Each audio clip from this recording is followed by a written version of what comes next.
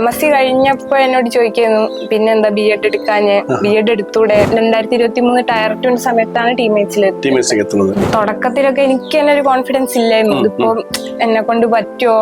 Sandesh sir personal മെന്റർഷിപ്പും ഉണ്ട്, അത് നന്നായി ഹെൽപ്പ് ചെയ്തിട്ടുണ്ട്. 23 എഴുതിയ CGL-ഉം അതേപോലെ CHSL-ന്റെ ഒക്കെ ടയർ 1 ക്വാളിഫൈ ആയപ്പം കോൺഫിഡൻസ് ഒക്കെ വന്നു തുടങ്ങി.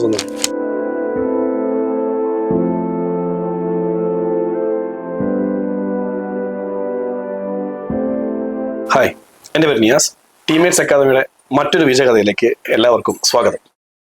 എൻ്റെ അടുത്തിരിക്കുന്നത് അമൃതപ്രിയ. 2025 2 മികച്ച വ്യക്തിഗത വിജയങ്ങൾ നേടി തിളങ്ങി നിൽക്കുന്ന അമൃതപ്രിയയുടെ കഥയാണ് ഇന്ന് നിങ്ങളുടെ മുമ്പിലേക്ക് ഞാൻ അവതരിപ്പിക്കുന്നത്. SSC CGL 2024 and ISR assistant എക്സാമുകൾ ക്രാക്ക് ചെയ്ത് വലിയൊരു വിജയവഴിയിൽ നിൽക്കുകയാണ് അമൃതപ്രിയ. എന്തൊക്കെയാണ് ഈ സമയത്ത് ഒരു സന്തോഷം പ്രകടിപ്പിക്കാനുള്ളത്? ഈ ഒരു വിജയത്തിലേക്ക് എത്തിപ്പെടാൻ വലിയ സന്തോഷമുണ്ട്. ISR അസിസ്റ്റന്റ് കുറച്ച് മുന്നേ വിളിച്ച എക്സാം ആണ്. 2022 വിളിച്ചതാണ്. 23 ഡിസംബറിലായിരുന്നു എക്സാം. അതിനുശേഷം 24 സെപ്റ്റംബറിലായിരുന്നു സ്കിൽ ടെസ്റ്റ് ഉണ്ടായത്. അങ്ങനെ റിസൾട്ട് വന്നത് 25 ഫെബ്രുവരിയിലാണ്. സന്തോഷമുണ്ട്. ഒരു വലിയൊരു കാത്തിരിപ്പായിരുന്നു അല്ലേ? അതിനിടയ്ക്ക് നമ്മൾ വെറുതെ വന്നിട്ടൊന്നുമില്ല. അതിനിടയ്ക്ക് CGL പ്രിപ്പറേഷൻ സ്റ്റാർട്ട് ചെയ്തിട്ടുണ്ട്. 2023 CGL എഴുതി ടയർ 1 ക്വാളിഫൈ ചെയ്തിരുന്നു. 23 ടയർ 1 ക്വാളിഫൈ ചെയ്തിട്ടുണ്ടായിരുന്നു. പക്ഷെ ടയർ 2 കിട്ടിയില്ല. ആ ഒരു ടയർ 2 കഴിഞ്ഞിട്ടുള്ള ഒരു സമയത്താണ് ISR-ന്റെ എക്സാം ഉണ്ടായത്. എന്താണ് പിന്നെ പഠിച്ചത്? ഞാൻ MSc ഫിസിക്സ് കഴിഞ്ഞതാണ്, സെൻട്രൽ യൂണിവേഴ്സിറ്റി കർണാടകയിൽ നിന്ന്. അതിനുശേഷമാണ് SSC പ്രിപ്പയർ ചെയ്യാന്നുള്ളതിൽ. MSc കഴിഞ്ഞു. എന്തുകൊണ്ടാണ് SSC-യിലേക്ക് ഒരു കടന്നുവരവ് ആദ്യം പ്ലാൻ ചെയ്തിരുന്നു, അല്ലെങ്കിൽ ഒരു ചോയ്സ് ആരെങ്കിലും പറഞ്ഞിട്ട് ഇങ്ങനെ SSC-ക്ക് പോയിക്കോ എന്നുള്ളത്, അല്ലെങ്കിൽ സ്വയം ഡിസിഷൻ ആയിരുന്നു അത്? MSc കഴിഞ്ഞതിന് ശേഷം എടുത്ത ഡിസിഷൻ ആണ്. MSc കഴിഞ്ഞ ഒരു ജോലി വേണം എന്നുള്ളതായി. അപ്പോ പിന്നെ ആലോചിച്ചപ്പോ SSC പ്രിപ്പയർ ചെയ്യാം, അത് ഓക്കെ ആയിരിക്കും തോന്നി. അങ്ങനെയാണ് കോച്ചിങ്ങിന് ചേർന്നത്. വേറെ ഇൻസ്റ്റിറ്റ്യൂട്ടിലാണ് പഠിച്ചത്. പിന്നെ 2023 ടയർ 2 സമയത്താണ് ടീമേറ്റ്സിലേക്ക് എത്തുന്നത്. ടയർ 2 ലെവലിലേക്കാണ് ഒരു പ്രിപ്പറേഷൻ വേണ്ടിയിരുന്നുള്ള തോന്നലാണ് ടീമേറ്റ്സിലേക്ക് എത്താനുള്ള കാരണം. അപ്പൊ അവിടെ നിന്ന് ആ ഒരു സ്റ്റേജിൽ നിന്ന് അമൃതപ്രിയക്ക് കിട്ടിയ ഒരു സപ്പോർട്ട്, ടീമേറ്റ്സിന്റെ സപ്പോർട്ട് വളരെ വലുതാണ്. അപ്പൊ അതൊന്ന് പറയാമോ? 23 ഞാനൊരു ടെസ്റ്റ് സീരീസിന്റെ ഭാഗമായിട്ടാണ് ടീമേറ്റ്സ് ചേർന്നത്. അതില് ഒരുപാട് മോക്സ് നന്നായി ഹെൽപ്പ് ചെയ്തിട്ടുണ്ട്. മാത്സിന്റെ ഒക്കെ ഒരുപാട് ടെസ്റ്റ് ഇടുന്നു ഡെയിലി ഷെഡ്യൂൾ വെച്ചിട്ട്. അപ്പൊ അത് ഡെയിലി കംപ്ലീറ്റ് ചെയ്യുന്നു. അപ്പൊ സ്പീഡ് ഇൻക്രീസ് ചെയ്യാൻ വേണ്ടി ഹെൽപ്പ് ചെയ്തിട്ടുണ്ട്. അങ്ങനെ പിന്നെ സന്ദേശ് സാറ് പേഴ്സണൽ മെന്റർഷിപ്പും ഉണ്ട്, അത് നന്നായി ഹെൽപ്പ് ചെയ്തിട്ടുണ്ട്. തീർച്ചയായിട്ടും SSC ഇതിലേക്ക് കടന്നു വരുമ്പോൾ നമുക്ക് ഒരുപാട് ഒരു വെല്ലുവിളികളുണ്ട് നമ്മുടെ മുമ്പിൽ അല്ലേ? നമ്മൾ ഒരു പ്രതീക്ഷ ടൈമിൽ കിട്ടുമോ, അല്ലെങ്കിൽ കിട്ടുമോ തന്നെ, പ്രതീക്ഷ ടൈമല്ല, നമുക്ക് കിട്ടുമോ എന്നുള്ള ഡൗട്ട് നമുക്ക് സ്വാഭാവികമായിട്ട് ഉണ്ടാവും. എല്ലാവർക്കും ഉണ്ടാകുന്ന പ്രശ്നമാണ്. കാരണം ചില ആൾക്കാർക്ക് ലക്ക് ചിലപ്പം കിട്ടിയില്ല എന്ന് വരും. നല്ല മാർക്ക് ഉണ്ടായിട്ടും ക്വാളിഫൈ ചെയ്യാത്ത ആൾക്കാരൊക്കെ ഇതിലേക്ക് ഉണ്ടാവും. അപ്പൊ അങ്ങനത്തെ ഒരു സിറ്റുവേഷനെ കുറിച്ച് അറിയാമല്ലോ, അമൃതപ്രിയക്ക് അറിയാമായിരുന്നു. അപ്പൊ അങ്ങനെ അതെങ്ങനെ മാനേജ് ചെയ്തത്?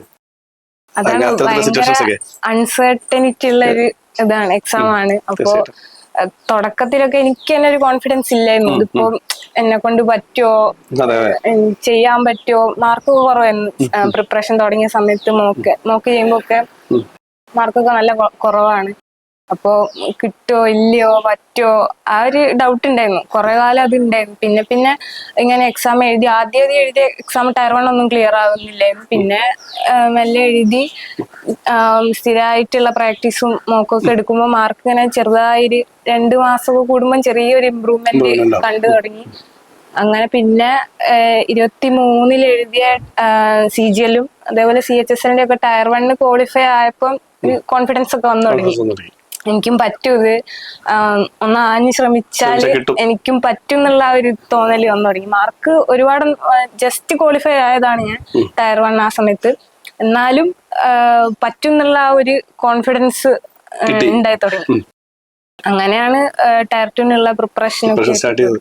ഇപ്പൊ ആ ഒരു സമയത്ത് ഇപ്പം ടീമേറ്റ്സിന്റെ ആപ്പ്, ടെസ്റ്റുകൾ, മെറ്റീരിയൽസ്, ഇവിടെ കിട്ടുന്ന മറ്റു ഫെസിലിറ്റീസ്, അപ്പൊ ഇതൊക്കെ അമൃതപ്രിയക്ക് എത്രത്തോളം യൂസ്ഫുൾ ആയിരുന്നു? അതാണ് അതില് ടയർ 2 സമയത്ത് ഒരുപാട് മാത്സിന്റെ ഒരുപാട് മോക്കിടുന്നു QA. അത് ശരിക്കും നന്നായി ഹെൽപ്പ് ചെയ്തിട്ടുണ്ട്. എല്ലാ ടോപ്പിക്കിന്റെ ബെസ്റ്റ് ക്വസ്റ്റ്യൻസ് ഒക്കെ വെച്ചിട്ടുള്ള ടെസ്റ്റ് സീരീസ് ടെസ്റ്റ് ആയിട്ട് തന്നെ ഇടുന്നു. അപ്പൊ ആ സ്പീഡ് ഇൻക്രീസ് ചെയ്യാനും അത് നന്നായി ഹെൽപ്പ് ചെയ്തിട്ടുണ്ട്. അതാണ് ഏറ്റവും കൂടുതൽ. പിന്നെ ടയർ 2 സമയത്ത്, ഈ കഴിഞ്ഞ ടയർ 2 സമയത്ത് സെക്ഷണൽ മോക്ക് ഇടായിരുന്നു. മറ്റേ സെക്ഷൻ 1 മോക്ക് മാത്സ് ക്യൂയും റീസണിങ്ങും വരുന്നത്. അത് എന്താണ് 60 ക്വസ്റ്റ്യൻ 1 മണിക്കൂറാണ് എക്സാമിന് ഉണ്ടാവുക. പക്ഷെ ഇത് 55 മിനിറ്റിൽ ചെയ്ത് തീർക്കാന്നുള്ള ഒരു ടാർഗറ്റ് വെച്ചിട്ട് ഒരു ടെസ്റ്റ് ഇടായിരുന്നു. അതും നന്നായി ഹെൽപ്പ് ചെയ്തിട്ടുണ്ട്. സ്പീഡ് കൂട്ടാൻ വേണ്ടി നന്നായി ഹെൽപ്പ് ചെയ്തിട്ടുണ്ട്. അപ്പൊ ഈ ഒരു ഇതിലേ ഈ ഒരു ജേണിയില് അവിടെ ഇപ്പം ഒരു ഇതിലേക്ക് ഇറങ്ങപ്പോ GK, ഇപ്പൊ നമുക്ക് SSCക്ക് പ്രധാനമായിട്ടും ഇപ്പൊ GK, മാത്സ്, റീസണിങ്, ഇംഗ്ലീഷ്, ഈ 4 ഇതാ ഉള്ളത്. അപ്പൊ ഇതിലിപ്പം ഏറ്റവും ഡിഫിക്കൽട്ട് ആയിട്ടോ അങ്ങനെ എന്തെങ്കിലും ഒരു ബുദ്ധിമുട്ടായിട്ടുള്ള ഏതെങ്കിലും സബ്ജക്ട് ഉണ്ടായിരുന്നോ? എനിക്ക് GK ആണ് ഏറ്റവും ബുദ്ധിമുട്ടുള്ളത്. അതെങ്ങനെ ഓവർകം ചെയ്യാൻ GK വാസ്റ്റ് ആണ്. നമുക്ക് എല്ലാം കൂടെ പഠിക്കൽ പോസിബിൾ അല്ല എങ്കിലും അപ്പൊ അത് കുറെ പ്രീവിയസ് ഇയർ ക്വസ്റ്റ്യൻ ഒക്കെ വെച്ചിട്ട് ക്വസ്റ്റ്യൻ വരുന്ന റീജിയൻ കുറച്ചുകൂടി ഫോക്കസ് ചെയ്ത് പഠിച്ചിട്ടുണ്ട്. ലൂസന്റ് വെച്ചിട്ട് ഞാൻ പഠിച്ചത്. പിന്നെ ആദ്യം ക്ലാസ് കിട്ടിയതിന്റെ നോട്ട്സും അതൊക്കെ വെച്ചിട്ട്. NCERT ഞാൻ കൂടുതലായിട്ടൊന്നും റെഫർ ചെയ്തിട്ടില്ല. പിന്നെ ക്ലാസ് കാണുമായിരുന്നു. ഇങ്ങനെ കുറച്ചുകൂടി വിഷ്വൽസ് ഒക്കെ ഉണ്ടാവുമ്പോ കുറച്ചുകൂടി ഓർമ്മ വരുമല്ലോ എന്നുള്ളതില് GKന്റെ ക്ലാസ് ഇങ്ങനെ ഇടയ്ക്കിടയ്ക്ക് കാണും. പിന്നെ പ്രീവിയസ് ഇയർ ക്വസ്റ്റ്യൻ വെച്ചിട്ട് പഠിക്കുന്നു, ക്വിസ് അറ്റൻഡ് ചെയ്യും. അങ്ങനെ PYQന്റെ ടെസ്റ്റ് ഉണ്ടാവല്ലോ, അത് ചെയ്യാറുണ്ട്. ഇപ്പൊ 2 പോസ്റ്റിലാണ് ഓൾറെഡി സെലക്ട് ആയിരിക്കുന്നത്. ISR അസിസ്റ്റന്റും ഉണ്ട്, പോസ്റ്റ് അസിസ്റ്റന്റും ഉണ്ട്. ഇപ്പൊ ഇതിൽ ഏത് പോസ്റ്റിലേക്ക് ജോയിൻ ചെയ്യാൻ തീരുമാനിച്ചത്? ഞാൻ ISR ജോയിൻ ചെയ്യുന്നത് എന്തുകൊണ്ടാണത്?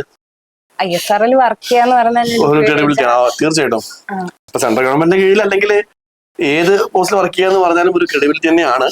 ബട്ട് ISR എന്ന് പറയുന്നത് സംതിങ് സ്പെഷ്യൽ എന്ന് പറയുന്ന ഒരു ഇതിലാണ് അല്ലെ.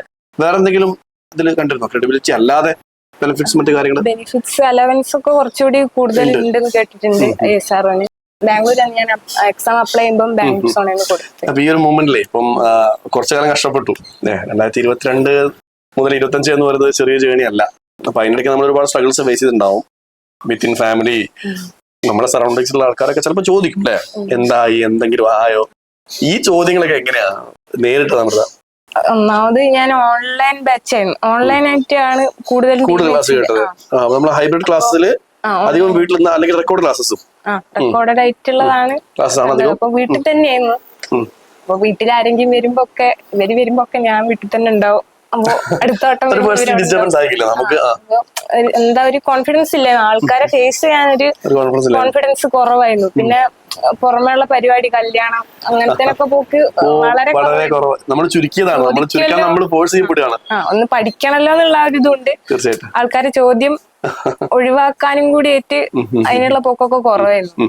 സോഷ്യലായിട്ടുള്ള ഗാദറിങ്സ് ഒക്കെ മാക്സിമം ചുരുക്കിണ്ടായിരുന്നു. അത് പഠിക്കാനുള്ള ടൈം കിട്ടണല്ലോ എന്നുള്ളത് കൊണ്ടും പിന്നെ പോവാനുള്ള മടി കൊണ്ടും ആൾക്കാരെ ഫേസ് ചെയ്യാനുള്ള മടി കൊണ്ടും നിർത്തിയിട്ടുണ്ട്.